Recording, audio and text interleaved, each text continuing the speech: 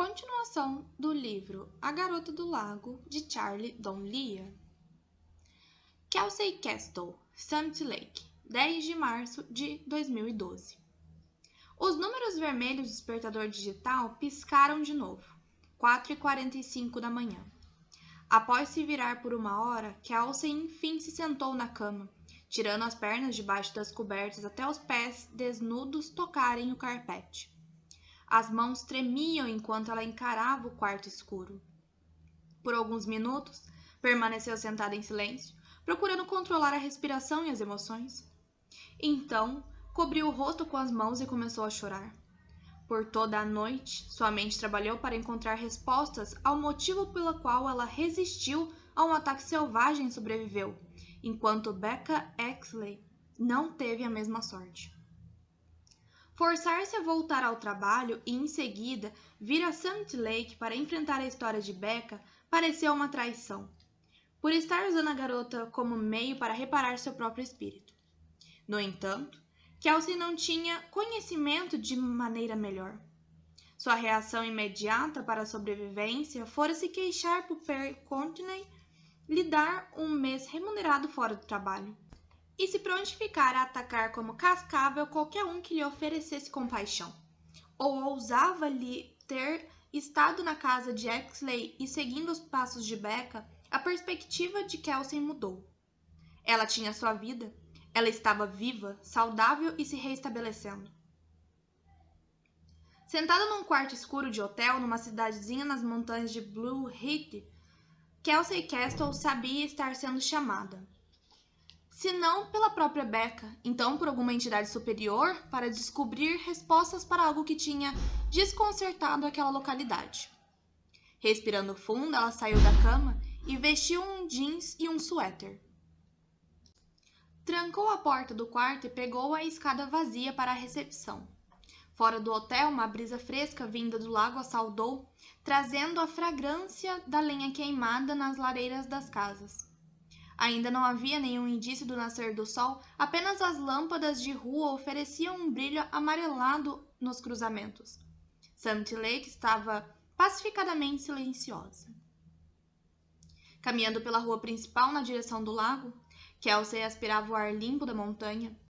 Na esquina da Maple com a Tomahawk, ela percebeu luzes acesas acima do café, num contraste surpreendente com a escuridão do resto da noite. Viu que as cortinas estavam abertas e, quando chegou mais perto, escutou um barulho na janela do segundo andar que se abriu. Ray projetou a cabeça para fora. — O que faz aí fora? — Não conseguia dormir, Kelsey respondeu. — Entre aqui, vou abrir a porta. Pouco depois, Ray destrancou o café e a deixou entrar. Kelsey notou que ela estava de banho tomada e arrumada. Seus olhos tinham jovialidade e brilho, sem marcas de sono ou inchaço. Seus cabelos ruivos estavam recém-secos e mostravam um brilho suave de condicionador. Ao adentrar o café, Kelsey passou a mão pelos cabelos desarrumados e umedeceu os lábios secos e rachados. — Você parece perfeita, jovial e bem disposta. A que horas costuma se levantar? — Pouco antes das 4. O forno precisa ser ligado às 4h30. — Isso é insano. — Talvez para algumas pessoas, mas eu adoro, Ray afirmou. — Venha até a cozinha, preciso tirar os bolinhos de aveia. O café está pronto. Kelsey seguiu Ray e elas atravessaram a abertura existente no balcão de mogno, próxima da caixa registradora para entrar na cozinha. Lá, Ray gesticulou para Kelsey pegasse café na cafeteira de aço inoxidável, situada na bancada. Kelsey encheu sua xícara e Ray, após vestir um avental vermelho, tirou uma bandeja de bolinhos do forno.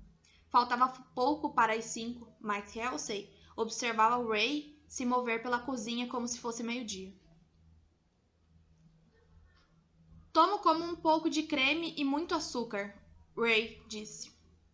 Kelsey preparou o café e em seguida pôs a xícara na ilha, onde Ray cobria os bolinhos com açúcar. — Estão com um cheiro ótimo, Kelsey afirmou. — Não é mesmo? Ray dirigiu o olhar para Kelsey e depois de volta para os bolinhos de aveia. — Você me olha como se eu fosse uma maluca. — Eu? Não, de jeito nenhum. Não se preocupe, dou essa impressão para a maioria das pessoas quando descobrem que acordo cedo e às vezes durmo tão tarde. Você pode achar que eu acostumei com isso, ou que me causa tédio, mas não. Não os cheiros do trabalho ou os frequentadores. Há muitos clientes que passei a conhecer bem e com quem adoro conversar. É assim que descobrimos que estamos fazendo o que estávamos destinados a fazer, quando nunca nos entediamos e não queremos fazer nenhuma outra coisa. Já pensou em abrir seu próprio café? Ah, sim, o tempo todo. Eu já disse para a Lily Watson que pretendia me tornar sua concorrente. Mas o certo é o seguinte: Liv não quer este lugar. Ela decidiu mudar para algo novo. Assim, Millie, a mãe de Liv, ofereceu café para mim. Esse ano é meu primeiro de teste, para ver se consigo cuidar do estabelecimento sozinha e garantir que tenho certeza do que quero. E, por enquanto, tudo bem. Liv quase não passa por aqui e Millie é muito velha para fazer muita coisa no café. Desse modo, sinto que o lugar já é meu. Ray tornou de preparar os bolinhos de aveia e o pôs de lado para esfriar. Colocou um segundo lote no forno e ajeitou os bagels num fatiador automático. E você, gosta do que faz? Kelsey pensou por um minuto. Sim, gosto. Não consigo me imaginar fazendo outra coisa. Você não se apieda daqueles que odeiam seus trabalhos? Quer dizer, concordo todo dia em fazer algo que você não gosta não é um bom jeito de viver. Acho que é resultado de uma criação inadequada dada pelos pais. Nenhum menino de 10 anos sonha em ser um contador. Nenhuma garotinha quer crescer e ser uma promotora de vendas, certo? Mas se ninguém lhe diz para sonhar quando você é criança, então você simplesmente atravessa a vida e aquilo que todos fazem. Às vezes as coisas que seus pais fazem. Ray pegou a xícara e tomou um gole. Não sei, fico muito filosófica de manhã. Mas você sabe do que eu estou falando? Faça o que gosta de fazer. E se você acabar não gostando, faça outra coisa. Kelsey sorriu ante ao entusiasmo da garota. Sei exatamente do que está falando, Ray, e é um bom conselho. Vejo que você está muito feliz com a sua vida. Talvez um pouco pilhada por causa da cafeína às 5 da manhã, mas não há nada de errado com isso. Ray achou graça. Acho que você e eu vamos nos entender. Então, por que não consegue dormir? Kelsey fitou o teto. Por que não consigo dormir? Ela disse para si mesma, refletindo sobre a pergunta. Você tem algumas horas? Assentindo com um gesto de cabeça, Ray afirmou. Ah, parece que tem a ver com os problemas com o menino. Nada disso, Kelsey fez um ar de espanto. Eu soube que há um médico do hospital que está ajudando numa pesquisa ou algo assim. Sério? Como ficou sabendo disso? Também soube que ele é bem atraente. Do que você está falando? Kelsey sorriu. Ele tem o dobro da minha idade. Não é verdade. Ele tem 40 anos, talvez 45. Quantos anos você tem? 30. O dobro da sua idade é 60. Assim, pare de exagerar e de evitar a questão. Ele é bonito? Como você está obtendo essas informações? Ray sorriu. Administro o único café nessa cidade muito pequena, onde todos estão falando da morte de Becca Exley. E todos sabem que há uma jornalista da entrevista Evans bisbilhotando por aí. As pessoas falam, e nessa cidade elas geralmente falam comigo. Porque se você pretende manter algum segredo enquanto estiver aqui, não conseguirá. A menos que você assine uma jovem estudante de direito. Nesse caso, será capaz de desaparecer na calada da noite. Touché! Mas a questão é, se não quer que eu saiba que você está saindo com um médico bonitão, não jante com ele a uma quadra de distância daqui. Ele me ajudou com alguns prontuários médicos que eu estava procurando. Só isso? Nada mais? Como assim? Quando encontro você vagando pelas ruas da madrugada, suponho que um homem seja o motivo. Kelsey balançou a cabeça. Eu lhe asseguro que Peter Ambrose não está me fazendo perder o sono. Nós só estamos nos encontrando. Ah, Ray regalou os olhos. Então isso me domina problemas pré-românticos com um menino. E podem ser mais complicados do que problemas românticos já estabelecidos com o menino. Ela deixou cair o último bagel no fatiador. Então apontou para o forno onde outro lote de bolinhos de aveia estava sendo preparado. Demora cerca de 40 minutos para assar. Vamos voltar para o salão? Ainda antes do amanhecer, o poste de luz da esquina lançava sombras pelo café através da janela. Ray acendeu uma luminária no chão perto da lareira, o que banhou as cadeiras de couro com luz castanha avermelhada. Ela pôs lenha na lareira e acendeu. Quando Ray e Kelsey se sentaram nas cadeiras, as toras resistiram às chamas com ruídos sonoros de rachadura. Bem, se não é um homem, por que você não consegue dormir, Kelsey? Porque Becca Exley está me mantendo acordada à noite. Sério? Isso é arrepiante. Sou desse jeito, uma vez que um caso me fisga, só consigo pensar nele. E as coisas que descobri sobre esse caso estão me fazendo minha mente viajar 200 km por hora. E não consigo parar. Parar o quê? Não sei. Parar de pensar a respeito da vida e morte e como tudo pode ser tirado de nós tão rápido. Ray encarou Kelsey, lendo sua expressão. Esse caso fez pensar em tudo isso? Fez. Me diga o que está acontecendo com você. Kelsey fez uma cara engraçada. Pare, Ray pediu. Li tudo o que você já escreveu, seus 2 livros e todos os seus artigos, que incluem muitos homicídios. No ano passado, você escreveu sobre o desaparecimento de um menino de 6 anos que acabou muito mal. E também sobre um maluco da Flórida que fez a filha cheirar clorofórmio e matou acidentalmente de overdose, e depois a enterrou a quilômetros de distância de casa. Assim, não venha me dizer que você não consegue lidar com o fato de vir em uma cidadezinha e escrever a respeito da morte de uma estudante de direito. Isso não me convence. Então, o que há? Por que está tão incomodada com esse caso? Kelsey tomou um gole de café. Era estranho como as pessoas podiam conhecê-la tão bem por meio de seus textos. Você já pensou em ser psicóloga? Nunca. Fale. Kelsey não tinha certeza de por que queria falar com aquela garota das coisas que estavam incomodando. Ou por que, apesar de mal conhecê-la, sentia que podia confiar nela. Não era capaz de explicar o motivo pelo qual se achava prestes a revelar para aquela jovem algo que se recusara a revelar para o psicólogo. Mas havia algo em relação a Ray. Um carisma que fazia Kelsey se sentir à vontade. Assim, respirou fundo. Fui até a Palafta ontem. A dos Exley? Ray apontou o lago pela janela. Sim, achei que estivesse com a entrada proibida. Está, mas o delegado me deixou dar uma olhada. Como conseguiu isso? Kelsey deu de ombros.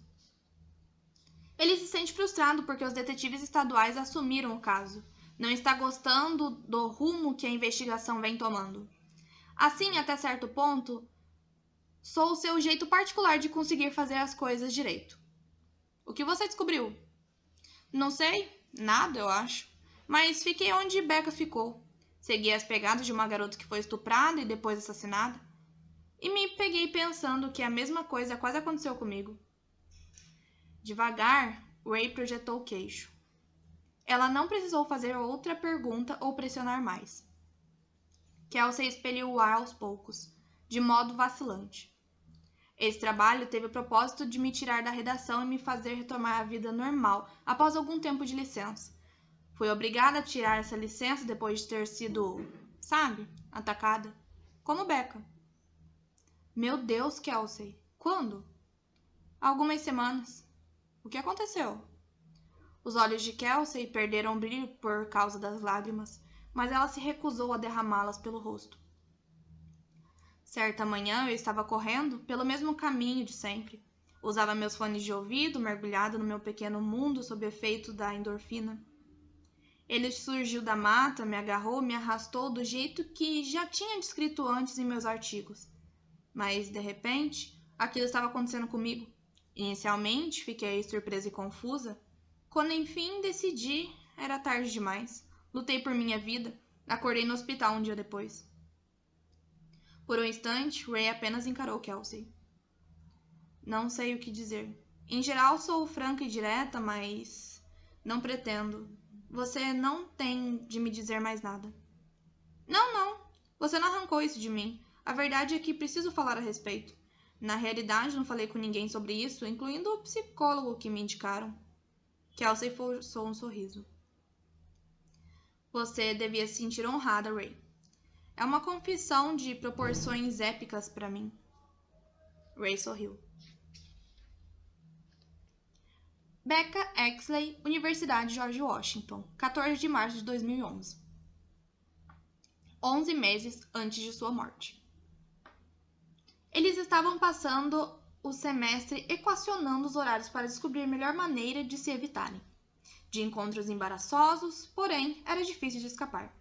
A última vez que conversaram foi no terraço da palapta, e após um mês de insucessos, Becca e Jack pararam de tentar superar as dificuldades com Brad. Nada era capaz de mudar sua opinião a respeito deles. Assim, Becca e Jack evitavam o tanto quanto possível. Quando obrigado a voltar para casa, Jack fazia isso tarde da noite. E, em geral, a porta do quarto de Brad já estava fechada, e nas raras ocasiões em que Jack entrava no apartamento e o encontrava na sala de estar. Brad se levantava do sofá, desligava a TV e fechava a porta de seu quarto atrás de si. Becca pediu para Jack se mudar, mas ele estava preso ao apartamento pelo resto do semestre e sua bolsa incluía quase tudo, exceto quarto e refeições. O que seus pais enviaram por mês mal dava para pagar metade do aluguel e ele cobria o resto com seu trabalho no campus.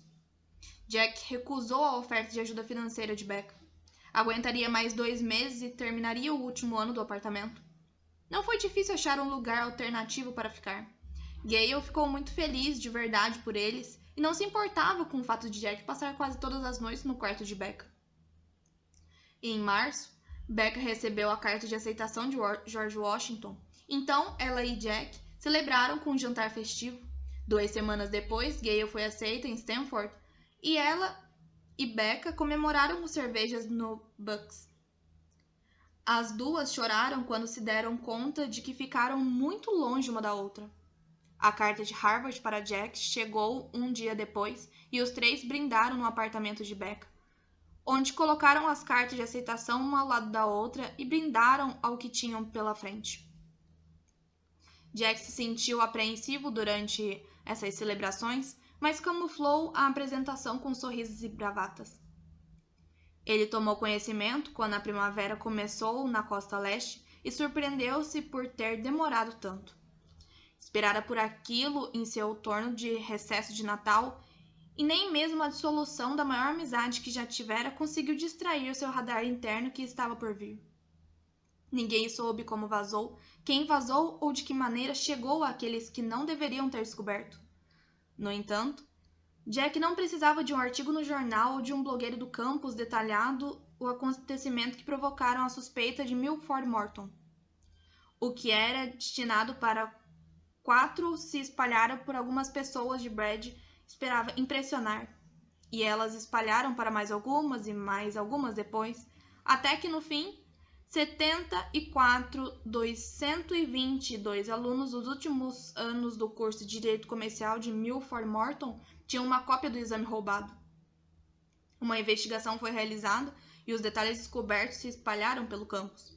Apenas um trabalho sério e a provável aplicação de penalidades poderiam apagar os grafites que um escândalo assim deixaria sobre os muros da universidade. Era necessário um bode expiatório, alguém para culpar e comprometer o futuro, como um exemplo para os outros estudantes que tomam decisões tão equivocadas, mas, sobretudo, para mostrar ao mundo acadêmico que George Washington era uma universidade fora de série, que não tolerava tal traição em relação aos padrões. A universidade conhecia as perguntas certas para fazer os estudantes falarem, sobretudo aqueles com um curso de direito e futuros políticos em risco. Sem mencionar pais proeminentes que estavam evitar constrangimentos públicos. Naquele momento, Jack entendeu por que demorou até março para aquilo estourar. Quando as cartas de aceitação das faculdades de direito começaram a chegar, seriam usadas para fazer os estudantes certos se abrirem. Na época que tulipas se preparavam para florescer e a grama começava um processo nutritivo que a traria de volta à cor verde. Uma trilha venenosa, bastante oposta à transformação da primavera, alcançava a porta de Brad e Jack. O reitor da universidade ligou e pediu que cada um deles comparecesse às 3 horas naquela tarde para uma reunião. Brad e Jack não se falavam desde o Natal, mas a emergência os fez superarem rapidamente o embaraço. Meu pai vai me matar quando isso vier à tona, Brad afirmou. Ele e Jack estavam sentados no capô do voo batido de Jack, estacionado na margem do rio Potomac. Eles viram um grande rebocador passar puxando areia do Maine. Ainda fazia muito frio para os barcos de passeio e a água parecia uma tela vazia que reluzia com o sol do meio da manhã do início de março. Brad cobriu o rosto com as mãos. Acabamos de ferrar com as nossas vidas. Jack detectou o desespero na voz de seu amigo e viu isso quando Brad enfim ergueu os olhos com lágrimas brotando nele. É o seguinte, Jack olhou bem em frente, na direção do Potomac e do rebocador que se movia em sua superfície. Eu invadi o escritório de Morton sozinho. Peguei o exame e o distribuí. Mais de 70 e outros caras viram o exame. Você é apenas um deles, nada mais. Não vão expulsar 70 alunos no último ano. Eles querem uma pessoa para pôr a culpa. Do que você está falando? Estou assumindo a culpa por isso. Não! Isso não está acontecendo. Jack deu uma risada. Vai acontecer. É você ou sou eu. Acredite no que digo, Brad. Os caras com quem eles conversaram jogaram a culpa em nós. O reitor os fez sentarem, mostrou as cartas de aceitação ou as ofertas financeiras deles. E em seguida lançou sua oferta. O que acha que eles fizeram? Ficaram quietos? Por favor. Eles não dedaram para se safarem. Não há motivo para nós dois nos ferrarmos. O rebocador deixou escapar um apito longo e grave, e a 1,5 km rio abaixo, uma ponte levadiça começou a se erguer. Escute, Brad, isso não tem nada a ver com Beck ou o que aconteceu no recesso. A verdade é que sou um garoto pobre de Wisconsin, que realmente não dá a mínima para Harvard. Vai ou não cancelar a sua oferta? Era para fins de currículo e não por causa de uma grande paixão que tenho de ser um advogado. Há dezenas de outras faculdades que aceitariam com prazer um renegado de Harvard. Eu não tenho pais psicóticos para satisfazer. Quero escrever discursos algum dia e uma mancha em meu histórico acadêmico não impedirá isso. Concorrer a senador, talvez, mas não escrever para um. Jack, eu mostrei para você a chave. Pedi para você vir comigo para pegar o exame. E eu disse sim. Quis a descarga de adrenalina de uma invasão e estou assumindo a culpa, Brad. Você nem mesmo usou o exame. Quer dizer, foi a Becca que disse. Você nem mesmo usou e quer levar a culpa por roubá-lo. Não se tratou do exame, Brad. Foi a aventura. E eu roubei maldito exame tanto quanto você. Não sei, Jack. Mas Jack sabia. Seu amigo aceitaria a oferta. Brad também sabia. O resto era apenas um jogo, uma maneira de aceitar sua surdina. Sem de fato querer uma coisa assim, mas só aceitando porque foi oferta de modo tão firme. Não sei o que dizer, Jack. Diga sim quando a Universidade da Pensilvânia o convidar, ou Harvard, mas sei que a Pensilvânia é sua primeira opção. Jack saltou do capô do carro. E diga sim de novo quando o velho Jack Boy vier lhe pedir um emprego dentro de alguns anos. Ele completou, abrindo a porta do motorista. Venha, vamos acertar nossas histórias antes de vermos o reitor. Quando embarcamos no carro, Jack agarrou a direção e olhou para Brad. Dizem que não é crime que abala as pessoas, você sabe disso? Sim, Brad respondeu sorrindo. É esconder a verdade. O que é isso? Jack, no apartamento de Becca, apontou para um envelope rasgado sobre a mesa da cozinha e as cartas ao lado dele. Cornell, Becca respondeu. Sim? Não? Becca fez que sim com a cabeça. Que diabos? Jack exclamou empolgado. Por que não me contou? Ela deu de ombros em sinal de dúvida. Não sei, estou muito preocupada. Chegou há 2 dias, mas temos toda essa pressão sobre nós com a coisa de Morton. E não tive vontade de comemorar. E agora você está prestes a ver o reitor para confessar algo que não foi sua ideia. Não é uma boa estratégia, Jack. Primeiro, é algo que já foi decidido. Segundo, puta merda. Você foi aceito numa escola da Ivy League? Becca respirou fundo. Ainda acho que vou ficar na George Washington. Já estou aqui, bem familiarizada com um pedaço. Sinto-me à vontade. E para ser honesta, se estou falando sério a respeito de me ligar ao escritório de meu pai, não faz diferença se George Washington ou Cornell. Talvez algum cliente snob só queira alguém pós-graduado numa faculdade da Ivy League para trabalhar no caso dele. Mas é improvável. Sério? Bem, é bom ter opções. Além disso, sabe-se lá que pode acontecer? Eu trapaceei no exame final e se isso transpirar? Creio que não tenho de contar. Por esse motivo, acho que você não deve fazer isso, Jack. Sim, você roubou o exame, mas nem mesmo usou. Por que está assumindo toda a culpa? Não há outra maneira disso funcionar, Becca. Brad não assumirá a culpa sozinho. Simplesmente não é assim que ele funciona. E se nenhum de nós confessar, você sabe o que acontecerá? A culpa começa a se espalhar. Adivinhe quem será a próxima pessoa depois de Brad e de mim? Becca desviou o olhar. Adivinhe? Eu. Certo, você e depois Gale. Quer saber por quê? Porque todos que trapacearam sabem que Brad e eu roubamos o exame. Brad não foi capaz de ficar de bico calado. E eles sabem que você e Gale deram a primeira olhada. E se a universidade pressionar, contarão ao reitor, ao presidente ou qualquer pessoa que perguntar o que eles sabem. Assim, sou eu ou somos todos nós? Por que não, Brad? Jack riu. Fala sério, Becca. Isso não vai acontecer. Ele ficou de pé.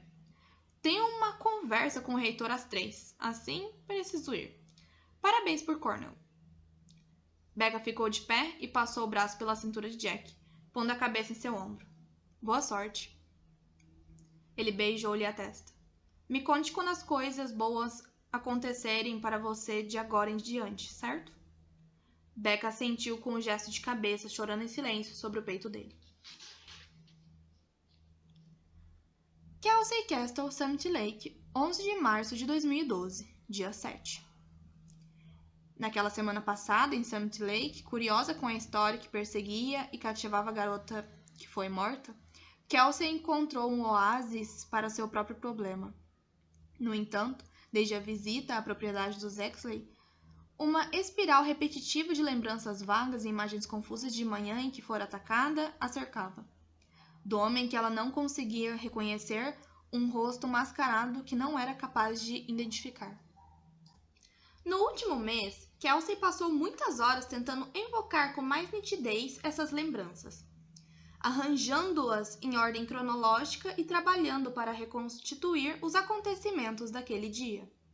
Era como se sua mente usasse uma coleira elétrica, incapaz de ir muito longe sem tomar um choque.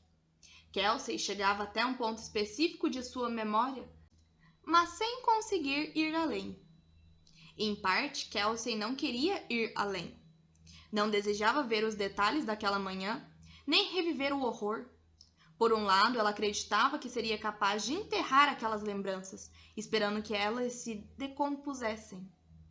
Por outro, Kelsey sabia que isso não seria tão fácil. Ao ver-se na posição de vítima em vez de investigadora, Kelsey odiou o processo e o procedimento de coleta dos fatos. Desprezou as perguntas dos detetives e as conotações sobre o que ela vestia naquela manhã, quem estava vendo fora do trabalho e como ela se portava na redação. Sem jamais falar com franqueza ou apresentar suas suspeitas, Kelsey entendia muito bem que os detetives queriam descobrir se ela era uma mulher promíscua, que flertava com os colegas e usavam roupas inadequadas. Eles não tiveram a coragem de lhe perguntar se ela talvez tivesse provocado toda a situação, mas, após 2 dias de interrogatório, Kelsey entendeu o que eles sugeriam e sentiu-se aliviada quando eles a deixaram a sós e saíram para procurar inutilmente o homem sem rosto, sem nome e sem chance de ser pego. Então, Kelsey desligou o telefone, trancou a porta da frente e não saiu de casa durante um mês. Certa tarde, durante sua licença do trabalho, desligada do mundo, Kelsey não resistiu e pesquisou a respeito do que ela passara. A leitura atenta do material de referência e a decifração de volumes de informações era a maneira como Kelsey descobria as coisas em seu trabalho. Assim, tentou a mesma estratégia em sua vida pessoal. Na livraria, comprou alguns livros de autoajuda que abordavam o processo de cura de mulheres que sofreram estupro. Leu todos os 3 dias de pouco sono, muito café e comida chinesa. Após sua jornada de leitura, Kelsey se confortou ao saber que as emoções que atravessavam sua mente e seu corpo não eram exclusivas. Outras mulheres compartilhavam sua dor. Os livros sugeriam que ela sentiria solidão e isolamento, e ela sentiu. Em parte porque Penn Courtney não permitiu sua ida à redação da revista por um mês, mas também por sua recusa a atravessar a porta da casa por temer o que poderia estar à sua espera. Ela também leu que a raiva e ressentimento em relação aos homens seriam parte do processo, e ainda que não houvesse amargura em seu coração ou mente, Peter Ambrose foi o primeiro homem para quem ela ficou disponível. E seu sonho estranho da outra noite, com Peter correndo pelo cais diante da casa dos Exley, a fez se questionar a respeito de confiar num homem. Kelsey se permitiu essa emoção.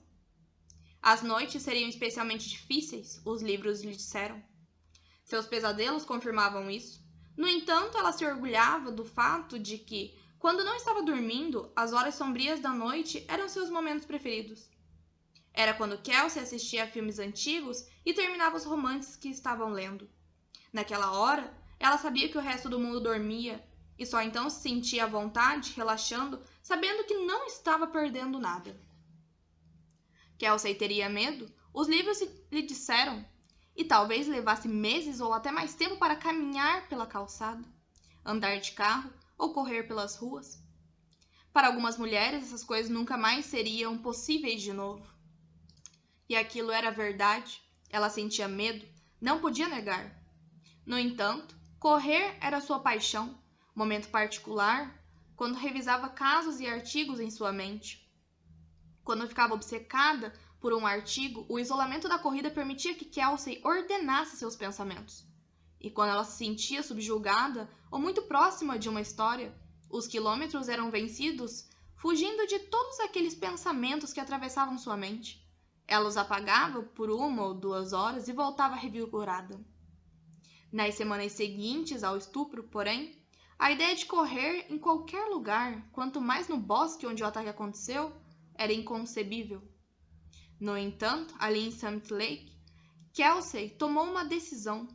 Recusou-se a permitir que o medo roubasse o que ela tanto gostava. Assim, forçou-se a caminhar pela cidade e a correr pela mata que levava à cachoeira. O horror daquela manhã ainda a caçoava, mas cada quilômetro percorrido a levava um pouco mais para longe dele. Mais do que tudo, segundo os especialistas, Kelsey experimentaria uma sensação de perda, semelhante à que se tem com a morte de alguém querido.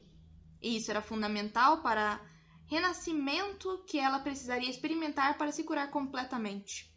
Talvez essa fosse a sensação que a oprimiria na palavra na outra manhã. O que Kelsey concluiu lendo os livros de autoajuda foi que cada cura à sua própria maneira e em seu próprio ritmo. Alguns refletem mais do que os outros a respeito das coisas que enfrentam na vida e avaliam esses acontecimentos da maneira distinta. Por fim, Kelsey decidiu que se relacionaria aos acontecimentos que moldaram sua vida e definiram sua personalidade. Aquele dia único e terrível não seria um deles. Simples assim. Kelsey não conseguiu jogar fora os livros. Assim, atirou-os numa caixa em retorno da biblioteca local e voltou para o trabalho no dia seguinte. Uma semana depois, estava em Summit Lake, no rastro de Beck Exley, que passara pela mesma coisa que ela, mas não fora tão afortunada a ponto de acordar numa cama de hospital no dia seguinte. Sempre confiante no destino, e uma estudiosa da persistente voz interior que a orientava e ajudava a encontrar seu caminho. Kelsey sabia estar em Summit Lake por um motivo maior do que ela mesma. Por algo mais do que um artigo para o qual fora enviada para escrever. A noite caiu e às 8 horas o céu estava repleto de estrelas. Kelsey puxou a gola da jaqueta para se proteger da brisa do lago, na frente do Winchester Hotel, e observou a chegada de um utilitário esportivo preto. A janela do lado do passageiro baixou. Era Peter Ambrose atrás do volante. Kelsey se aproximou do carro e apoiou os cotovelos na moldura da janela. Você tem certeza disso? Ela perguntou. É a sua história. Então, é você que tem que ter certeza. Mas sou um participante disposto. Você não vai se meter em apuros? Se formos pegos, nós dois vamos nos meter em apuros. Kelsey deu uma olhada para Maple Street. Em seguida, abriu a porta e embarcou. Alguns minutos depois, estavam numa estrada sinuosa fora de Sams Lake. Me diga de novo como você conseguiu essa informação, Kelsey pediu. Liguei para um amigo patologista que trabalha para o Condato. Ele sabia do caso da Exley? Não os detalhes, apenas que tudo é muito confidencial. Eles, os outros patologistas e técnicos, receberam ordens de ficar fora do caminho dessa investigação, deixando o caso para a autoridade estadual. Apenas a médica legista do Condado de Buckingham tem alguns direitos especiais. Aquela que escreveu o resumo da autópsia que você conseguiu para mim há alguns dias? Sim. Meu amigo me levou a outra coisa acontecendo com esse caso. Os boatos e as especulações são anormais. Quais são os boatos? Algo está sendo encoberto? A médica legista está prestes a renunciar ao sigilo, o que vem causando uma confusão tremenda na sede do Condato. Todos estão comentando. Por isso, quando liguei para o meu amigo, ele ficou bastante feliz em saber que alguém estava investigando essa história. E como ele irá nos ajudar? Ele não fará diretamente, no caso de alguém lhe perguntar, mas conseguiu para mim um cartão de acesso à sede do Condato e uma senha para o arquivo do caso Exley. Acho que conseguiremos o relatório completo da autópsia. Percorreram a estrada sinuosa das montanhas durante 1 hora e finalmente chegaram à cidade de Exeter, onde se sinuava a sede do Condato de Buckingham. Eram quase 9 da noite quando pararam no estacionamento de uma pizzaria. Acharam uma mesa ao lado da janela e pediram cerveja e uma pizza de calabresa. Kelsey tomou um gole de cerveja. Por que está fazendo isso por mim, Peter? Você pode se meter numa tremenda enrascada. Por sua causa, acabei me interessando pelo caso. Se alguma coisa está sendo encoberta, quero ajudá-la a descobrir o que é. Além do mais, gostei de você, que me parece uma boa pessoa, com boas intenções. Peter tomou mais um gole. Obrigada. Só espero que isso não lhe cause nenhum problema. Peter sorriu. Não estamos roubando documentos secretos do governo e sim procurando o relatório da autópsia que deveria ser público. Me conte o que você descobriu desde que nos falamos pela última vez. Por onde eu começo? Que tal pelo fato de Becca ter se casado pouco antes de ter sido assassinada? Com quem?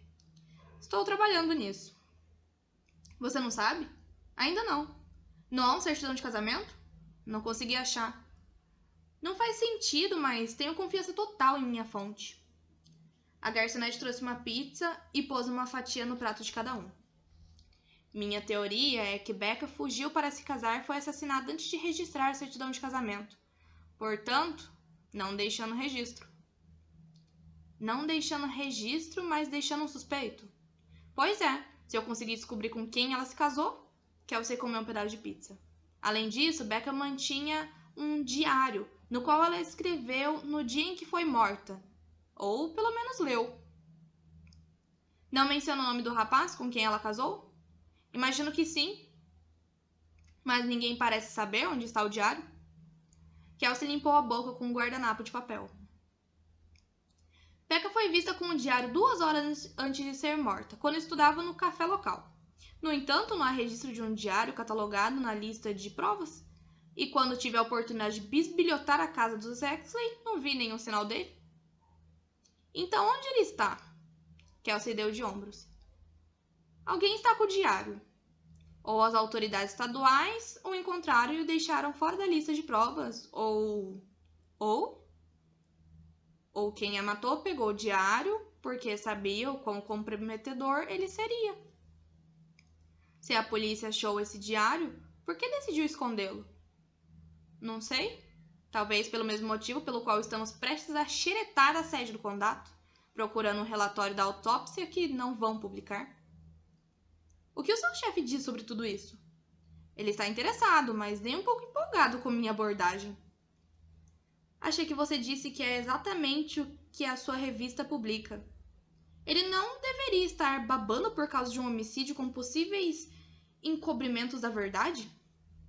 Ah, ele está. Acredite-me. O que está me deixando maluco é o prazo. Ele me mandou para cá para manter longe por um tempo, para me amarrar a um artigo sem valor por algumas semanas. O que não me esperava era que eu topasse por algo importante. Sério? E por que seu editor quis afastar sua principal repórter? Kelsey bebeu uma cerveja e cruzou involuntariamente os braços, balançando a cabeça.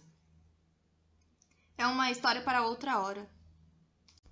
Gostaria de ouvi-la algum dia, pois fiz uma investigação por conta própria e constatei que você é alguém muito importante. Sei que escreveu um livro sobre um crime real que se tornou best-seller, tem uma legião de seguidores dos seus artigos para o Evans. Então, por que seu chefe desperdiçaria seu talento num artigo sem valor? É uma longa história. Digamos que ele me quis fora da redação por um tempo. Você se dá bem com ele? Sim, eu o amo. Peter deu uma mordida na pizza e fez um ar de espanto. Não me entenda mal, Kelsey disse. Ele tem 70 anos. Eu o amo como um pai. E o odeio da mesma maneira de vez em quando. Kelsey continuava com os braços cruzados. Peter apontou para a fatia de pizza dela, quase intacta. Não gostou? Estou muito nervosa. Peter olhou pela janela para a sede do condado, no outro lado da rua. O prédio estava quase totalmente escuro, exceto por algumas luzes isoladas no terceiro andar. Ele pousou o garfo no prato e limpou a boca. Pronto, então? Kelsey fez que sim com a cabeça. Vamos. Peter pagou a conta e junto eles atravessaram a rua, deixando o carro no estacionamento da pizzaria. A área do edifício estava iluminada com lâmpadas amarelas. Quando alcançaram a frente do prédio, Peter tirou o cartão do bolso e o inseriu na fenda. A luz vermelha mudou para o verde e ele abriu a porta. Kelsey respirou fundo e o seguiu para o interior do prédio. Passaram pelos elevadores e entraram no poço da escada. Os três lances fizeram o pulso de Kelsey se elevar mais ainda. Peter abriu a porta do poço da escada com a maçaneta fazendo um ruído estridente. Tudo desde o espaço deles até a maçaneta da porta era intensificado em comparação com a quietude do prédio vazio. Tudo bem, Peter afirmou. Ele me disse 3C. Os dois pegaram o corredor. Havia uma parede de vidro à esquerda deles, através da qual podiam ver a área de trabalho escura de uma repartição do governo. Uma grande recepção com cadeiras atrás de um balcão. Além dele, cubículos com alguns monitores de computador. Alcançaram a sala 3C. Peter inseriu novamente o cartão de acesso e escutou a porta se abrir. Kelsey olhou para o corredor pela última vez antes de entrar na sala. A 3C tinha uma única mesa e um computador. Peter se sentou diante dele e Kelsey se agachou ao seu lado. Ele tocou no mouse e o computador voltou à vida. Em seguida, digitou a senha que seu amigo tinha fornecido para acessar o sistema. E digitou Exley Becca. Um som baixo soou e logo surgiu a mensagem. Entrada inválida. Peter olhou para Kelsey. Ele puxou o teclado em sua direção e digitou Exley Rebecca Alice. Um som mais alto e mais agradável soou. Então surgiu uma caixa pedindo uma senha. Peter digitou de memória e um segundo depois o relatório completo da autópsia e do exame toxicológico de Becca apareceu na tela. Não imprima, Peter. Isso certamente deixaria um rastro. Pode postar que a digitação acendeu uma luz vermelha em algum lugar. Você lê e eu anoto. Prossiga. Kelsey tirou seu bloco de anotações. Peter leu o texto na tela. Causa oficial da morte: asfixia. A traqueia e a laringe colapsaram por causa do trauma, e isso impediu o oxigênio de chegar nos pulmões. Averigou-se que o dito trauma foi causado por pressão manual no pescoço, muito provavelmente pelas mãos de alguém. Nenhuma laceração no pescoço ou outras indicações de objetos de aperto, tais como cintos, cordas ou ataduras. Enquanto Kelsey anotava às pressas, Peter interrompeu a leitura por um tempo. Prossiga. Peter leu a respeito de algumas coisas sem importância abordada previamente no resumo do laudo. Aqui fala mais amplamente a respeito do dano vaginal que confirma o estupro. Peter rolou o texto para baixo na tela. Aqui, página 4. Não vimos isso. Provas retiradas do corpo e transferidas para a polícia. Sêmens, pelo da cabeça, faciais e púbios. Fibras, lã, casaco ou luvas. Pele raspada de 7 unhas nos dedos das mãos. Peter rolou o texto um pouco mais para baixo. Os materiais genéticos retirados de todas as provas coincidem indicando um único agressor. Ver toxicologia. Espere. Peter clicou em outra tela. Então o relatório toxicológico apareceu. Certo. Parece que tiraram a amostra de DNA do pai, do irmão e de 3 primos de Becca. Nenhuma coincidência com o material genético retirado das provas. Peter murmurou, lendo rapidamente e mudando de telas. Muito bem, parece que um pessoal que trabalhou em obras na casa também teve de fornecer amostras. 5 homens, nenhuma coincidência. Então, nenhuma coincidência de DNA? Não no relatório toxicológico. Nenhuma outra amostra de DNA tirada, como de um marido? Não está registrada nesse relatório. No corredor, o elevador se movimentou, e ao ouvi-lo eles ficaram paralisados de medo. Tinham deixado a porta da sala 3 entreaberta e Kelsey agarrou o braço de Peter enquanto escutou a porta do elevador se abrir. Rapidamente, Peter ficou de pé e se dirigiu até a porta da sala. Girou a maçaneta e, em silêncio, fechou a porta por completo. Ficou parado e encostou o ouvido na madeira. Kelsey se manteve perto dele, com o ouvido também na porta. O rosto de ambos ficaram a poucos centímetros de distância um do outro. Tentaram controlar as respirações e escutar. Por fim, escutaram um som abafado de conversa e, em seguida, um assobio, que após 1 minuto desapareceu. Peter pôs o dedo sobre a beca e sussurrou. Silêncio. Ele agarrou a maçaneta e abriu a porta, pondo a cabeça para fora. Kelsey fez o mesmo. Pouco abaixo dele viram uma carreta de limpeza no corredor, com esfregões e panos. Os dois recuaram para o interior da sala. Rápido! Kelsey disse. Peter voltou correndo para o computador e examinou o resto da autópsia. Há mais resultados internos. Maiores detalhes acerca de hematoma subdural. Peter revelou rapidamente alguns fatos acerca do inchaço cerebral e padrões de sangue. Conteúdos do estômago que ajudaram a reduzir o tempo de ataque, a localização do sêmen vaginal superior indicou que Becca nunca ficou de pé após o ataque. Peter clicou em algumas telas até voltar ao relatório toxicológico. Às pressas, leu algumas notas finais e em seguida parou. Ah! O que foi? Kelsey desviou o olhar de seu bloco de anotações. Eis o relatório toxicológico e o exame de sangue que fizeram em Becca. O que deu? Não me diga que ela estava drogada. Não, nenhum traço de drogas em seu organismo. Apenas gonadotrofina ceriônica humana. O que é isso? HCG. Kelsey piscou os olhos. O hormônio da gravidez? Becca Exley, Universidade George Washington, 10 meses antes de sua morte.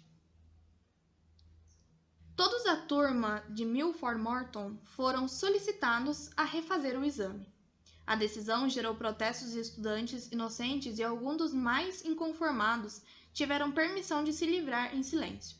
A escola sabia que aqueles que discutiram mais e cujos pais se envolveram eram provavelmente inocentes, quanto os que discutiram menos e não informaram os pais eram culpados.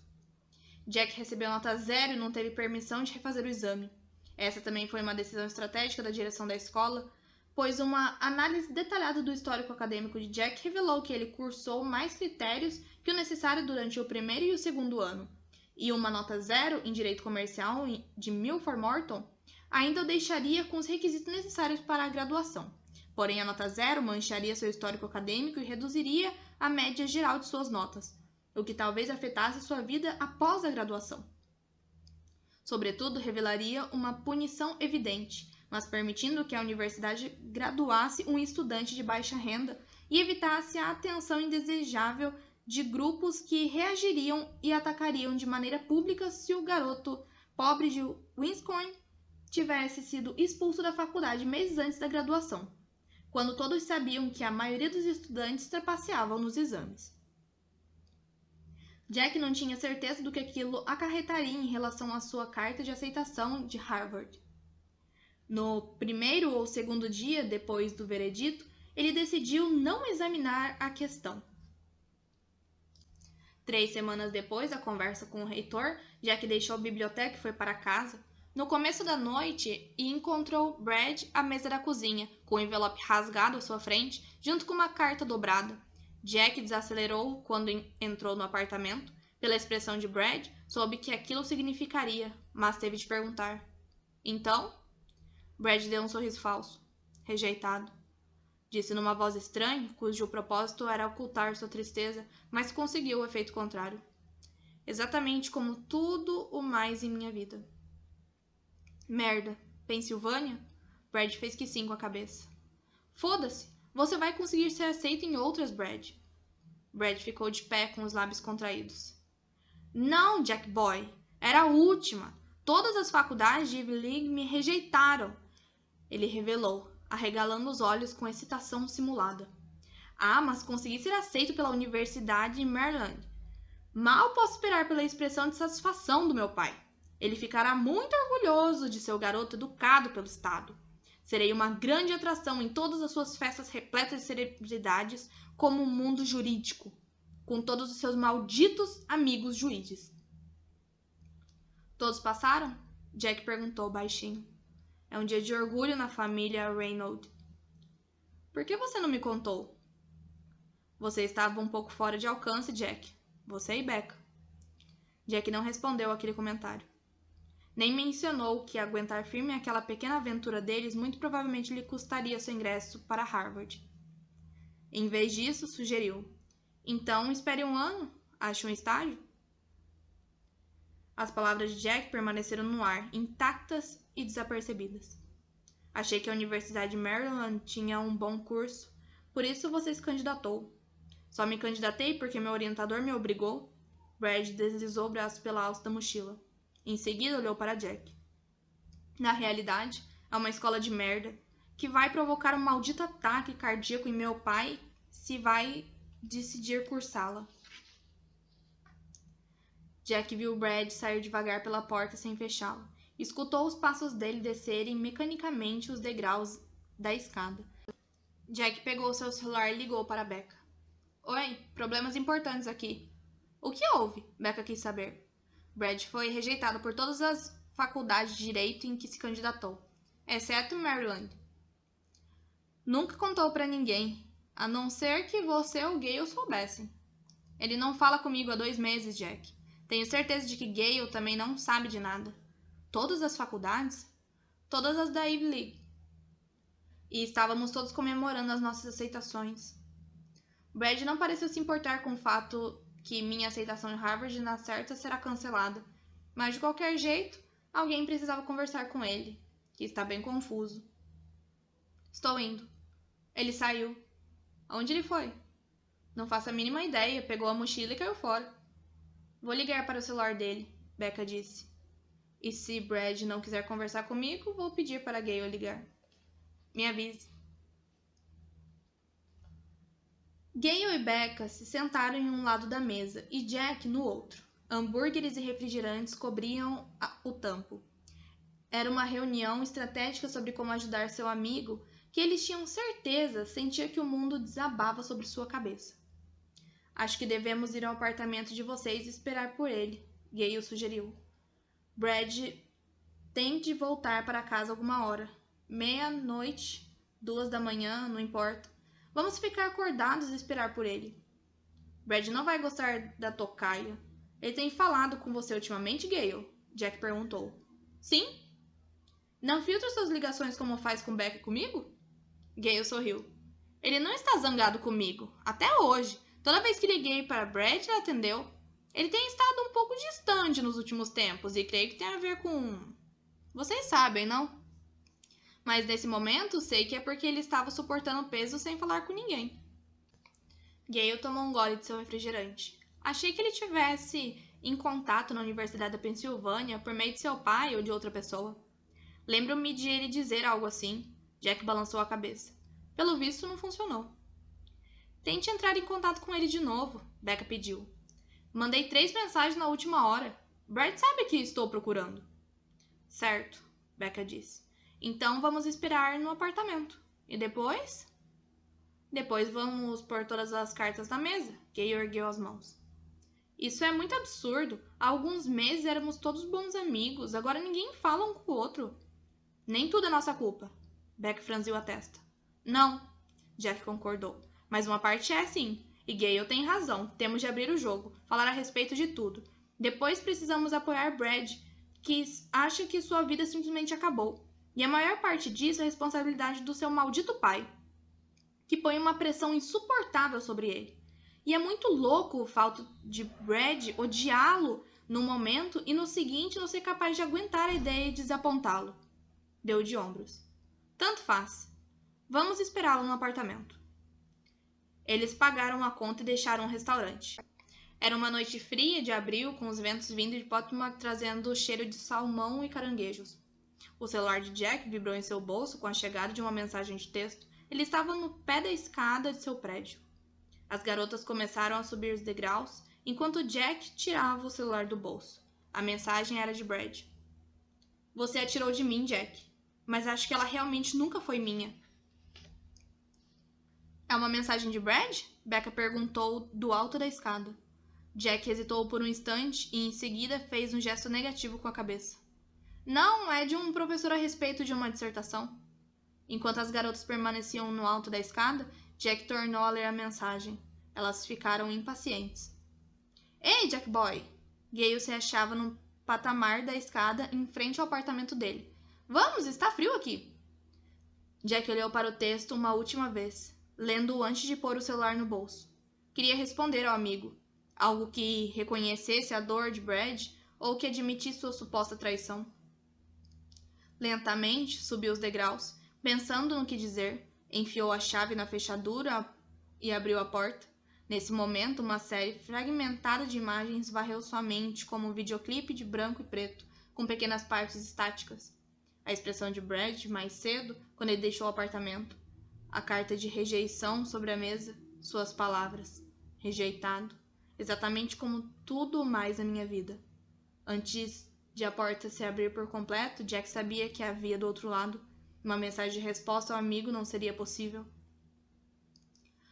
Becca soltou um grito. A soleira. Jack ficou paralisado como uma estátua. Ele nunca olhou para o rosto de Brad. Ou talvez sua mente tivesse bloqueado a imagem inchada, vermelha como sangue, em sua memória. Mas o que ficou marcado para sempre na mente de Jack foram os pés do amigo, girando devagar a 30 centímetros do chão, com uma cadeira virada sobre o piso. Parte 3. Olá, detetive. Kelsey Castle, Summit Lake, dia 8. Nuvens brancas como a neve corriam pelo céu, estendendo-se sobre o lago na direção do horizonte como o teto do mundo. Na distância, uma abertura se formou, como se um solvente despejado do céu tivesse aberto um buraco nas nuvens e através dele brilhassem raios vibrantes de luz solar, que pousavam sobre a cachoeira e ricocheteava no granito. Então a água adquiriu um tom alaranjado. Kelsey não tirou os olhos da cena misteriosa, a cachoeira do sol da manhã. Kelsey acordou cedo, com a gravidez de Becca trazendo sua imaginação correr solta com as possibilidades. Muitas perguntas lhe ocorreram, deixando seu sono novamente inquieto. Naquele momento, ela estava na base da cachoeira com todas as questões a respeito de Becca Exley organizadas na mente. Dirigiu seu olhar para a origem da cachoeira, onde 2 rochas arredondadas se sinuavam no topo do penhasco e ladeavam a água que passava entre elas. Provavelmente a força da água desgastou o penhasco ao longo do tempo. Kelsey imaginou, até que, no fim, a torrente desceu e um pequeno filete escoou entre as pedras. Anos depois, a pressão implacável forçou uma abertura nas rochas, até que por fim a porção mais fraca se dissolveu e permitiu que a torrente vertesse da beira do penhasco. Aos poucos, o fluxo incessante foi polindo as rochas, criando um circuito através do qual a água passava livremente antes de cair da montanha. A evolução daquele cenário magnífico era incrível. Encarando a cachoeira, Kelsey soube que, não importando quão complexos fossem, todos os mistérios podiam ser traçados de volta até a sua origem. Kelsey chegava cada vez mais perto do mistério ali em Summit Lake, mas retroceder ao ignorado para revelar a verdade acerca da morte de Becca Exley exigia que ela dominasse grandes lacunas que não conseguiria preencher sozinha. Os pais de Becca trabalhavam para manter em silêncio os detalhes do caso, e naquele momento Kelsey confirmara que Becca também guardara segredos. Ser casada era um deles, estar grávida era outro, e sem dúvida o suficiente para explicar por que Becca nada informara aos pais acerca de seu casamento. Após alguns minutos, o brilho alaranjado desapareceu. A água lançou espuma na área sob a cachoeira. Depois amansou, convertendo-se na lagoa que refletia as nuvens em forma de bolas de algodão. A névoa cobriu o musgo na encosta da montanha. Vejo que você se tornou uma admiradora. Kelsey se virou e avistou Ray parada atrás de si. O rosto dela estava vermelho por causa da corrida pela mata. Realmente é muito bonito aqui, Kelsey afirmou sorrindo. Pouco antes de ela conseguir terminar sua frase, Ray a abraçou. Kelsey permaneceu imóvel por alguns instantes e então lentamente passou os braços em torno da amiga. Você está bem, Ray? Ray manteve o abraço por vários minutos antes de soltar Kelsey. Estou, mas deveria ter dado um abraço assim em você na outra manhã. É que amigas fazem quando contam coisas pessoais, privadas, que são difíceis de falar. Elas se abraçam e se apoiam, e eu gostaria de ter agido assim naquele dia, mas você me pegou desprevenida quando me contou sobre o que lhe aconteceu. Kelsey engoliu em seco, surpresa de ficar tão comovida pelo gesto. Talvez por Ray ter sido a primeira pessoa, além de uma breve e icônica conversa com Pen Courtney, a reconhecer uma situação e a confortá-la. Obrigada. Os olhos de Kelsey ficaram úmidos e ela piscou para conter as lágrimas. Você é uma boa pessoa, Ray. E uma boa amiga. Sinto-me realmente feliz por conhecê-lo. Ray sorriu. O sentimento é mútuo. Venha! Vamos mergulhar os pés? Kelsey seguiu Ray, e as duas sentaram na beira da água, no alto de grandes pedras ao redor da lagoa. Desamarraram seus tênis de corrida e mergulharam os pés. Por que a água está tão quente? Kelsey perguntou. Fontes naturais. Emergem do subsolo, onde são aquecidas. Sem a cachoeira, a lagoa seria muito quente. A água do alto da cachoeira, que é gelada, mistura-se com a água quente e esse é o resultado. As pessoas nadam aqui durante todo o ano, mesmo quando neva e a superfície está fumejante. Ray se inclinou para trás para ver a cachoeira e a fitou por instantes antes de prosseguir. Às vezes venho para cá antes do movimento matinal para recuperar o fôlego e limpar a mente. Ao longo do tempo aprendi que esse é um ótimo lugar para ordenar meus sentimentos. Mas se eu me aprofundar muito neles, talvez fique com a mesma expressão que você está agora. E qual seria? Preocupação? Ray respondeu. Tem muita coisa acontecendo no interior desses grandes olhos castanhos. Sou capaz de jurar que você está tendo problemas com um menino. Kelsey fez um gesto negativo com a cabeça. Sinto desapontá-la. E depois que você chega a certa idade, para de chamá-los de meninos, sabia? Como eu deveria falar? Problemas com um homem adulto? Kelsey sorriu. Não sei, problemas com um rapaz? Ótimo, sua expressão revela que você está tendo um problema com um rapaz. Fale. Falar o quê? Kelsey arqueou sua sobrancelha. Não há nada para falar. Aquele médico, você tem o visto ultimamente? Sim, Ray, na realidade, nós nos vimos ontem à noite. Eu sabia! Sabia o quê? Kelsey deu uma risada. Peter está me ajudando no artigo sobre Becca Exley. Ele tem boas fontes na cidade. Ray olhou para Kelsey com um ar misterioso e um sorriso reprimido. O que significa isso?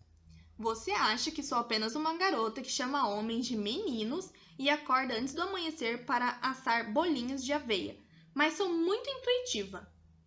Não duvido disso, Ray. Então, o que está acontecendo com vocês dois? Kelsey arregalou os olhos. Não há nada acontecendo entre nós. Estávamos invadindo prédios do condado e procurando relatórios da autópsia e não namorando. A propósito, isso é segredo. A coisa da invasão. Não é para ser contada para ninguém. Mas você gosta dele? Eu o quê? Eu sabia. Sabia o quê? Nunca responda uma pergunta de sim ou não com uma pergunta. É uma confissão, um sinal óbvio. Por um instante, Kelsey permaneceu calada. Peter me ligou e me ofereceu ajuda para algo que eu estava obcecada. Ontem à noite fomos para Eastgate e conseguimos entrar na sede do condado de Buchanan para achar o relatório da autópsia de Becca. Depois de uma breve interrupção, Kelsey continuou. Fiquei tocada com o fato de ele ter disposto a me ajudar. É isso. Você pensou nele esta manhã? Sim, Kelsey deu de ombros. Ray abriu bem os braços. É isso aí, você tá tendo problemas com um rapaz. Por que mais pensaria nele? E não é uma coisa ruim, é legal. Kelsey surpreendeu-se com a capacidade da garota de arrastá-la até um ponto onde ela não tinha escolha a não ser concordar. Mudando de assunto, vocês acharam algo na autópsia? Muita coisa. Como, por exemplo... Kelsey fitou a água em queda e em seguida dirigiu o olhar de volta para Ray. Somos amigas? Claro. Você manteria um segredo se eu lhe pedisse, certo? Até o túmulo. Nesse caso, estou lhe pedindo. Ray assentiu com um gesto de cabeça. Kelsey mexeu a água com os pés e tornou a fitar Ray. Becca estava grávida quando morreu. Não! Cheia de HCG. Um hormônio produzido durante a gestação. E quando falei com Millie Mays, há alguns dias, ela me contou que Becca confessou a Liv que fugira para se casar com o rapaz que estava namorando. Então, temos um casamento sobre o qual ninguém sabia, uma gravidez secreta e uma garota morta. Lentamente, Ray projeteu o queixo. E você acha que o cara com quem ela se casou a matou? Ele está liderando a corrida de suspeitos, sim. Quem é ele? Nenhuma pista. Assim, isso me põe numa grande encruzilhada. Preciso conversar com conhecidos de Becca, como sua família, na certa. Não irá me contar nada e não consigo chegar às postagens do Facebook ou os e-mails de Becca. Restam-me duas opções. Ir para Washington e começar a perguntar. Ou achar alguns amigos dela dispostos a falar. Ou achar o diário de Becca. Kelsey fez uma pausa. Por acaso, você fez algum progresso a esse respeito, Ray? Talvez. Conversei com Millie. Ela é velha e parece estar perdendo a memória às vezes, mas sabe mais do que está revelando sobre a noite em que Becca foi morta. Eu disse a Millie que os membros do grupo de fofocas fizeram um agito para descobrir que Becca mantinha um diário. Só falam disso. Perguntei a Millie se ela sabia algo a respeito, se Liv disse alguma coisa acerca de um diário. E... ela só encolheu os ombros meio impaciente, o que significa que sabe tudo a esse respeito. Contei-lhe que a polícia nunca achou o diário na palavra. E você sabe o que Millie disse? Kelsey ergueu as sobrancelhas. Como a polícia poderia achar, Ray? Como a polícia poderia achar? Ela falou me encarando e depois se levantou e preparou chá doce. Kelsey mudou de posição sobre a pedra. O que isso significa? Não tenho certeza, mas parece que ela sabe onde o diário está. Sério? Como conseguimos pôr nossas mãos neles? Ray sorriu. Estou trabalhando nisso. Elas tiraram os pés da água e vestiram suas meias. Quer um café? Ray ofereceu. Estou suando. Café gelado, então. Topo. Elas voltaram correndo pelo bosque e, ao chegar na Maple Street, começaram a caminhar até o café. Lá dentro, Kelsey tirou a mancha do balcão, enquanto Ray preparava as bebidas. Perto de Kelsey, o grupo de fofocas marcava presença. A ruiva discutia com a senhora corpulenta quando Kelsey se sentou, mas a conversa dela sim foi interrompida por um homem de 40 anos que ergueu um dedo para silenciar o grupo. E em seguida, ela apontou para Kelsey. Você não é Kelsey Castle? O grupo todo, 6 pessoas naquela manhã, virou-se e arregalou os olhos, como se uma estrela de cinema tivesse acabado de honrá-los com sua presença. Antes de Kelsey conseguir responder, o homem disse: Você está aqui por causa de Becca, certo? Ele olhou em volta para o grupo. Eu lhes disse que ela estava aqui. Isso é incrível! Nossa pequena cidade chamando a atenção da Evans? Tudo bem. Ray pôs o café gelado na frente da Kelsey e ficou parado atrás do balcão de Mogno. Não importune meus clientes. Ray, você sabia que Kelsey Castle estava na cidade e não nos contou? O homem a repreendeu. Para um grupo de detetives como esse, vocês não são tão conservadores. Kelsey já está em Summit Lake há uma semana e veio aqui quase todas as manhãs. Você sabe quem fez aquilo? A mulher corpulenta perguntou, como uma criança implorando por uma sobremesa. Kelsey sorriu. Devo saber tanto quanto vocês. Por que a polícia não quer dar nenhum detalhe? A ruiva balançou a cabeça. Eu não saberia dizer ao certo, pois a polícia também não quer me contar nada. Quando seu artigo vai sair? O homem indagou. Também não sei informar. Ainda não tenho nada para escrever. Mas você não está aceitando o argumento do estranho aleatório, está? Ele prosseguiu. Tanto quanto vocês. Kelsey respondeu. O homem sorriu e olhou para o grupo de fofocas. Não falei que era muito aleatório? E olhou de volta para Kelsey. Então foi... Quer dizer, você acha que foi alguém que Becca conhecia, certo? Talvez alguém próximo dela? Kelsey tornou a sorrir. Ainda não sei o que eu acho, não cheguei muito longe. Eis o que pensamos. Ele deu uma olhada rápida para a mulher corpulenta na extremidade do balcão. Ao menos o que a maioria de nós pensa. Becca se enrolou com alguém, como o advogado do escritório do pai ou algum outro advogado importante. Talvez para ajudá-la posteriormente em uma carreira, ou só porque se apaixonaram. O caso converteu-se em algo, sabe? Ilícito, sigiloso, escandaloso, tanto faz. No fim, ela quis cair fora. Ou ele quis cair fora. O outro não aceitou. Bum! Eis seu motivo. Teoria interessante, Kelsey afirmou. Vocês trabalharam bastante nisso, hein? Todas as manhãs. Ray suspirou. Nunca param. Becca era jovem, bonita, inteligente. Tem de ser um crime de paixão, não? É possível? Kelsey deu de ombros. Consigo alguns suspeitos para eu entrevistar ou algo importante para publicar, colocarei vocês em meu artigo. Sério? A mulher corpulenta arregalou os olhos.